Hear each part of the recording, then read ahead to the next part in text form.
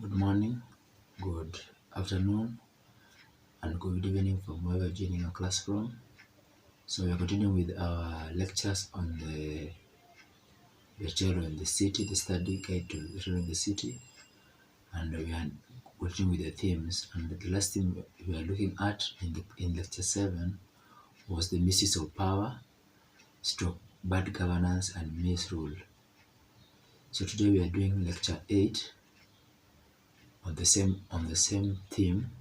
And we see that Mulili uses his relationship with boss to secure tenders and amass wealth.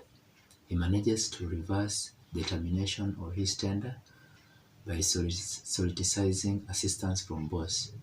Nicodemo says that Mulili bullied his way into securing the university tender. That can be clearly seen on page 51. Appointments to government positions are based on one's closeness to boss. Tumbo tells members of the entertainment committee, I trust, gentlemen, that you know why you sit on this committee. You are nominated for one reason. You are influencing support for our governance. That is seen on page 52 to 53. It is evident that Mulili, Tumbo, Kabito, and Nicodemo are both sycophants.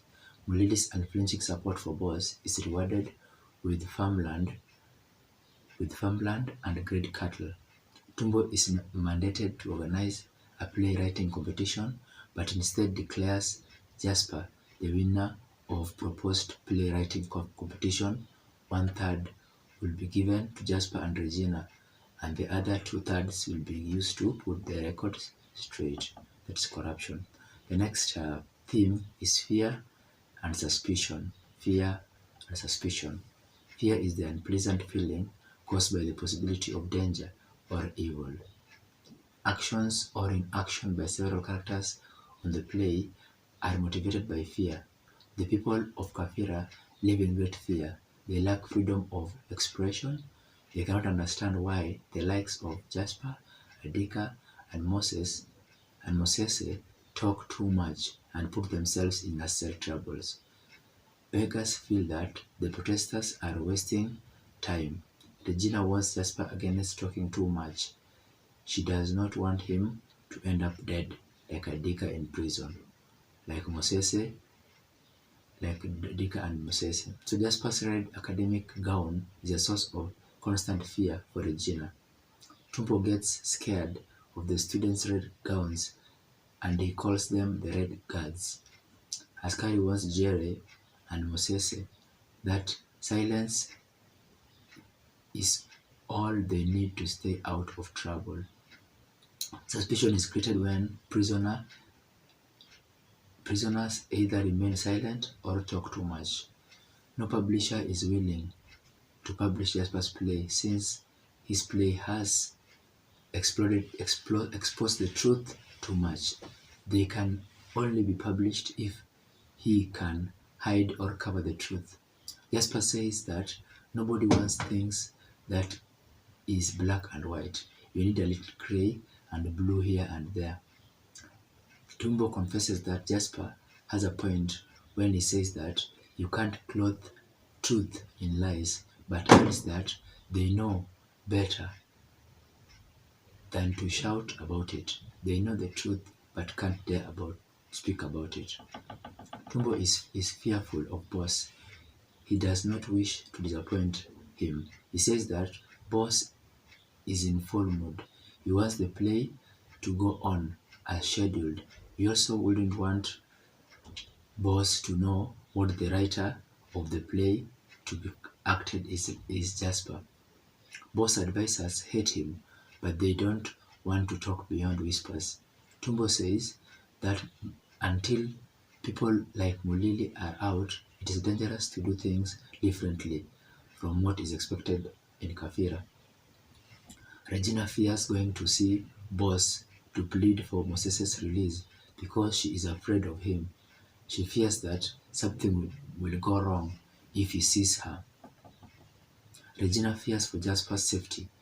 She pleads with him to stop clashing with the authorities. She tells him, Jasper, no good will come out of this trouble. Like you, I only have two close friends left in this world, you and my brother. But my brother is inside. If anything should go wrong, we'll be wiped out. That can be seen on page 34. Mulili is threatened by Jasper and Mosese at the end of the play to a point of denying having any close relationship with Boss. He is fearful that he might be killed, but sure enough, he is shot dead. Earlier, he had intended to sneak out purportedly to go for a call of nature. The head of state is shocked by the turn of events and fears that all evils will be exposed by the prisoners. He begs to be killed. He would rather face death than the consequences of his deeds. When Nicodemus suggests that Kabito should report the issue of losing his tender, Kabito remarks that reporting Mulili to boss is tantamount to digging one's own grave. When Kabito questions Mulili's presence on the committee, Tumbo says that Kabito should know better than that. In any case, the question was not in the agenda. Tumbo and Nicodemo know that Mulili is responsible for Kabito's death, but they cannot dare say anything. Like caged animals, we move, but only inside the cage. That can be seen on page 62. Hypocrisy is another theme. Hypocrisy refers to the pretense that one has qualities, beliefs, or feelings that they do not really have. Prisoners are taking part in the play to entertain the visiting head of state to show national unity. The government is trying to show the impression that prisoners are actively involved in nation building. This may have not been the case earlier, since Nicodemus says that they are now being treated as if they do not belong to this world. The main reason for Boss' decision to have the prisoners take part in the play is to portray the countrywide in positive light to ensure foreign investments. A successful visit will make it possible for the role of the negotiators to be heard. Mulili pretends to be shocked by the news that Kabito is dead.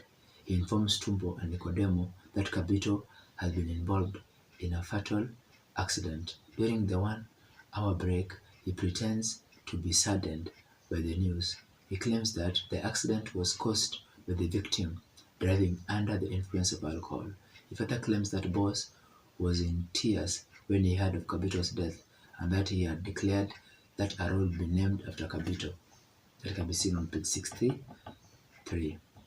By criticizing the excesses of Boss, Tumbo is being hypocritical since he is a beneficiary of Boss and his government. Tumbo seems to be making an attempt to distance himself from Boss when he says things will change.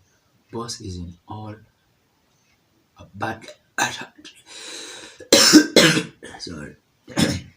His main problem is that he gets scared off too easily.